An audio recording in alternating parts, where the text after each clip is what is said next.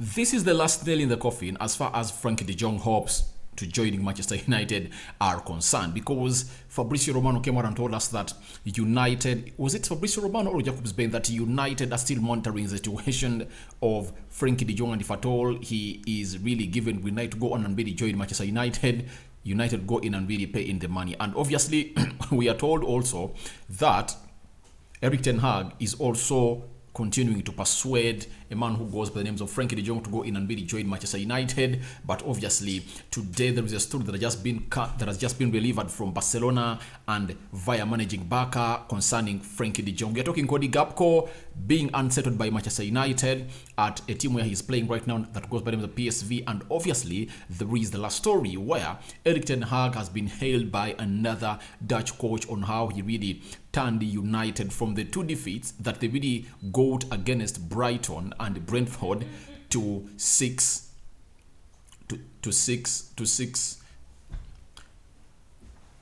4 games unbeaten, that really United went ahead to go on and really win. So that's an overturn. The manager has been held for that, and obviously we are here to get you into that. Guys, thank you very much for watching. Smash the like button, continue to subscribe to this channel. Lower right bottom corner red button, it has the word subscribe. Smash it, and after smashing it, hit the notification bell that enable you get notified each and every time I upload a video onto this channel. So today we are here to really go on and really do the needful and get you this news. Rock and David is my name. United Matters channel is the YouTube channel you're really watching me on. Now, as things stand, let's get into the first story of Frankie de Jong. We've been told by Ferran Correa that Frankie de Jong is Sergio Busquets' replacement. Xavi has decided. Now, that is the first nail in the coffin as far as Frankie de Jong joining Manchester United is concerned. We love Frankie de Jong, but the fact is he doesn't want to come here. And obviously, what he doesn't want to come here, United agreed a fee with Barcelona of 75 million euros and 10 million euros of add-ons. And obviously, Frankie de Jong said no, because Barcelona were waiting for his green light and said, no, I want to start Barcelona. I've always been told that he is always wanting to go out of Barcelona, but he has deferred wages close to 18 million euros. And it came to our know that Frankie de Jong even decided to go on and really say, all right, I'm going to stay here. I'm not taking a pay cut of my salary. But later he told us that he's willing to go ahead and take a pay cut. So this is the last nail in the coffin, that Frankie de Jong is Sergio Busquets' replacement. Xavi has decided. And he did this in the game where they really played against Elche.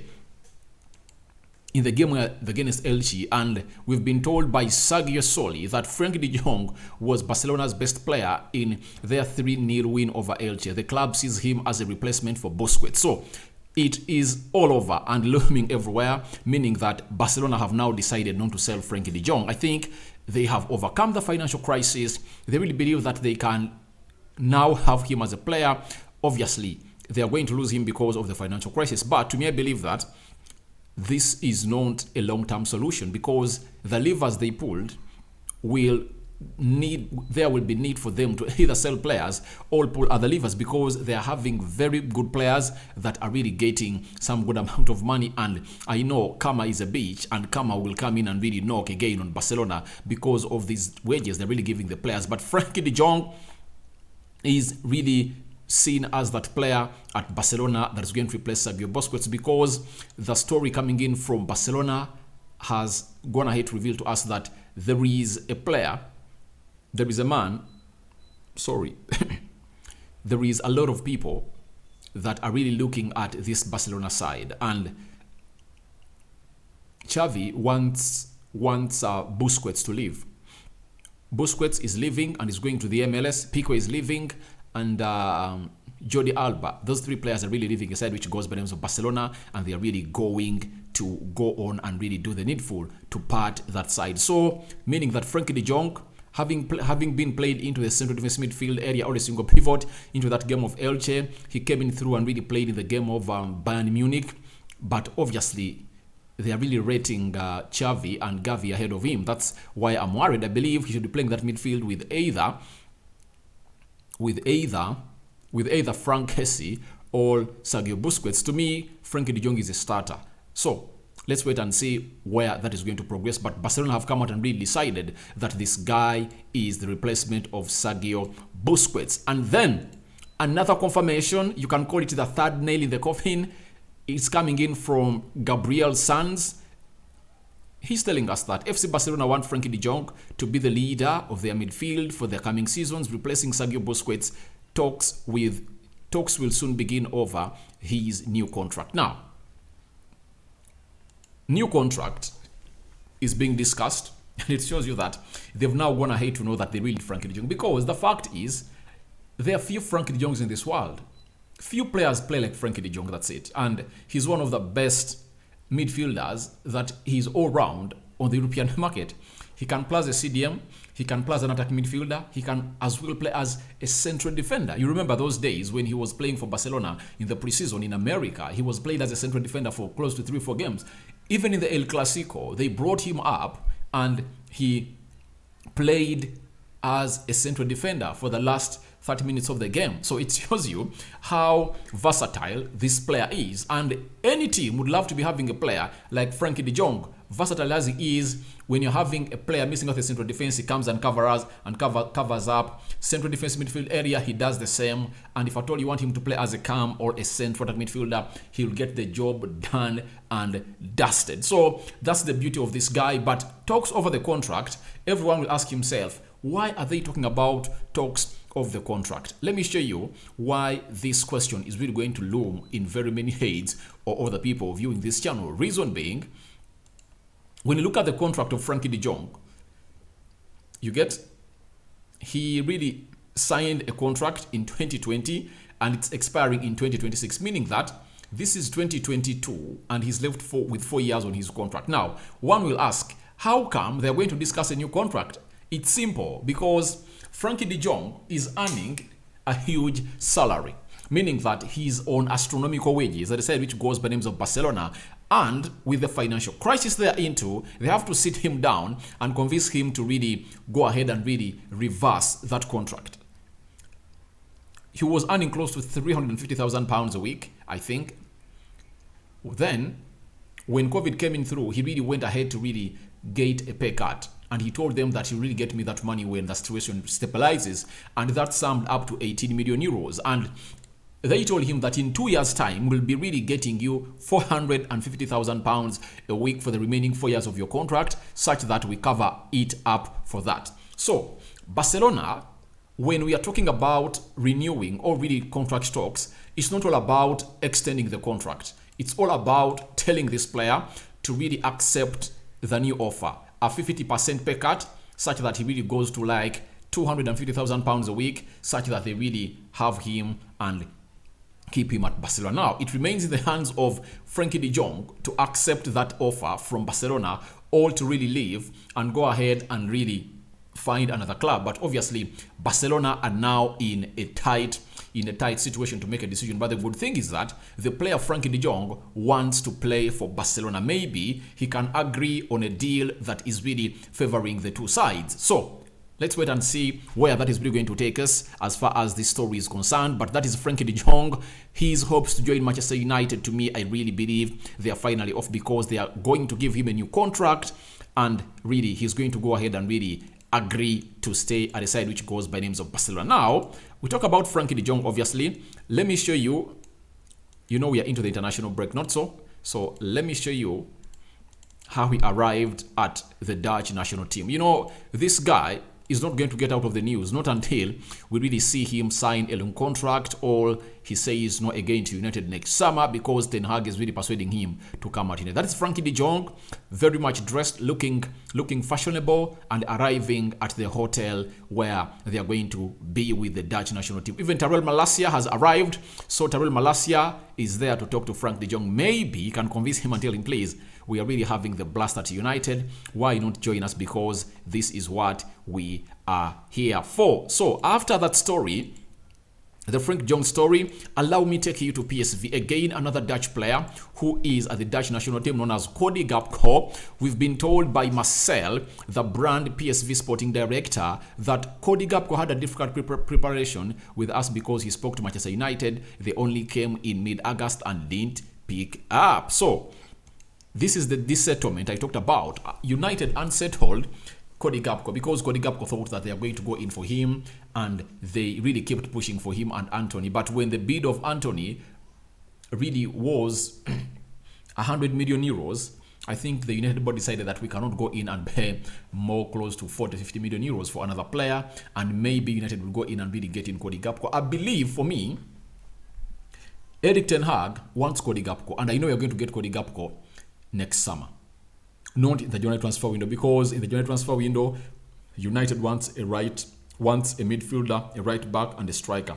That's what Ten Hag really wants. But in the summer transfer window, because I know Ten Hag will be ready to offload very many players at Manchester United, the likes of the Freddies, I don't see them here, and very many others are really going to be sold by Erik ten Hag to get in players that are really willing to go in and really let the job done for the manager who goes by the names of Erik ten Hag. But for Cody Gapko, being dissettled and starting the season very badly, obviously he also came out and said that he thought he was going to United, and United really let him down. But I know he's really talking to Erik ten Hag because they have the same agency that really works with them, meaning that these two are really in touch. And I know the next player Erik ten Hag is going to sign in the summer is going to be Cody Gapko. And guys, just watch the space. Watch the space. United's marquee signing in the summer is going to be Cody Gapko. Reason being, Erik ten Hag is so much interested in him. He's a very good player, press resistant, acts well in tight spaces. He's good at scoring goals. He's not selfish. He has a lot of assists on him. So his skill set is really very much convincing. And I believe we might not even go in for striker if at all Cody Gapko arrives at Manchester United. Erik ten Hag will say, all right, I'm having Rashford, Martial, and Ronaldo. Those three options are enough for me if at all I get in Cody Gapko to play sometimes onto the left attacking side of the midfield area. And then the likes of Ronaldo, Martial lead the line with Rashford. Therefore, I believe when he brings in Cody Gapko, his calculation will really be okay. And that's why he wanted these two. He wanted Anthony off the right and Cody Gapko off the left. And he knew that he would have really sealed everything, because you see that we lack quality. You see, each and every time Sancho is playing in the game of football, he is really looking great. But I believe having Cody Gapko with his height, pace, and his skill set, he can sit down very many defenders in the Premier League. So to me, I believe, however much this story is coming out, I believe there is good blood between Erik ten Hag and Cody Gapko, and I really believe he's really going to make it to Manchester United in the next summer, according to me. Now, after Cody Gapko, there is another story coming in from the Dutch. I know this story is all about Dutch players, and even a Dutch coach has been included into this story. And guess what? This Dutch coach has come out and really given a lot of praise to the manager of Manchester United, who goes by the names of Erik ten Hag. Remember, when we lost to Brentford 4-0 and 2-1 to decide which goes by the names of Brighton, Erik ten Hag told the players that the other team ran 13.8 kilometers. And what he did, he cut short their holiday or their day off on Sunday and told them that I want you at Carrington. And they ran with him 13 kilometers together with the players. And ever since then, things have changed. United are unbeaten in the Premier League ever since the season really started from that loss of Brentford. Now, a Dutch manager known as Ad Des Moss, he has come out and said the following on Erik ten Hag. He made a good decision. After the two defeats, he set them into the forest the old-fashioned way, made them run 13 kilometers. You can only do that once, and then you have to win your next game. Of course, that's what he did. So I see Ten Hag as a revelation, breath of fresh air at Manchester United. He is really a master of his own tactics. You get? He's turning Old Trafford into the fortress it was, beating Liverpool and Arsenal in the same season. When did we last beat Liverpool and Arsenal at Old Trafford in the same season? I rarely even recall when that happened. But Ten Hag, in just 100 days of his stay at Manchester United, he is making changes. Lisandro Martinez, who was called short, 5.8 meters tall, and they said that, he is really short and he cannot really go ahead and do the needful into the Premier League. But right now, every player is coming out and saying, who is your best central defender in the Premier League? Virgil van Dijk and Lisandro Martinez. It shows you the changes he has made at Manchester United that have really taken us to the next level, and obviously I really deserve to go in and really include this story into this story, because hails coming in from Ten Hag are really great. And you guys wait. I read a story yesterday. What shows you that we are really improved and teams are really seeing us as a serious threat than way before.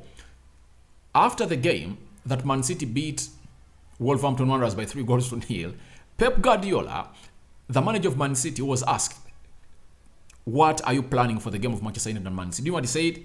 I need to go and sleep over it, because he knows that we are having a manager who has assembled a team that can go ahead and really make it hard for every team in the Premier League to score against us. And for us, we are so much clinical, because out of 3-4 chances we score, we create 60% of those chances are converted into the back of the net of the opponent. So that shows you how far we've gone. Pep Guardiola needs to go ahead and really spend sleepless nights or sleep over it to think of the game. You get?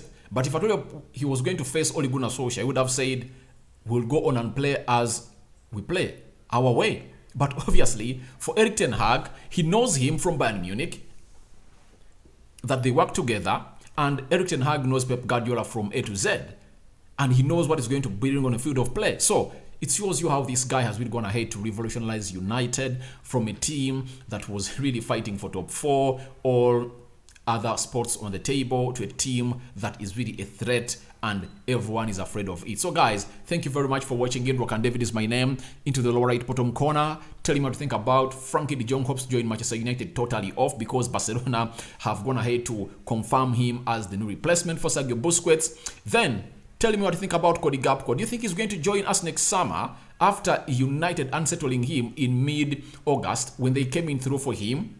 Then lastly, tell me what you think about the Dutch coach has come out and really hailed Erik Ten Hag for his good tactics that he has applied at United, and has seen United go in and do the needful in here onto this channel. I sign out for now. See you later. Rokan David is my name. I cover you all in the blood of Jesus Christ, and I hand you over to the Lord. I'm out.